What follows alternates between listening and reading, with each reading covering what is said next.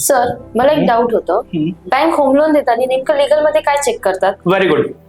90% लोकांना हेच वाटतं की बँक फक्त इन्कम आणि सिबिल बघते, पण असं नाही. त्याच्यामध्ये एक इम्पॉर्टंट पॉईंट असते लीगल. त्यामध्ये बँक प्रॉपर्टीचं टायटल क्लिअर आहे का हे बघते, त्या प्रॉपर्टीवरती कुठल्या प्रकारचं लिटिगेशन, डिस्प्यूट किंवा कोर्ट केस तर नाही, आणि लास्ट आणि इम्पॉर्टंट पॉइंट्स, त्या प्रॉपर्टीचे डॉक्युमेंट सगळे क्लिअर आहे का, like any order, sanction plan, completion certificate जर ती प्रॉपर्टी कम्प्लीट असेल तर, कमेन्समेंट सर्टिफिकेट, आणि महत्त्वाचं म्हणजे ती प्रॉपर्टी किंवा ती साईट रेरा रजिस्टर्ड पाहिजे. And according to RERA act बिल्डरला हे सगळे डॉक्युमेंट्स त्यांच्या साईटवरती अपलोड करणं मॅन्डेटरी आहे. आणि हे सगळे डॉक्युमेंट्स बँकेच्या पॅनलवरचा ऍडव्होकेट चेक करतो आणि त्याच्या रिपोर्टच्या आधारावरती बँक पुढची प्रोसेस करते. आणि हा व्हिडिओ जर तुम्हाला आवडला असेल तर सेव्ह करा आणि तुमच्या मित्रांना शेअर करा.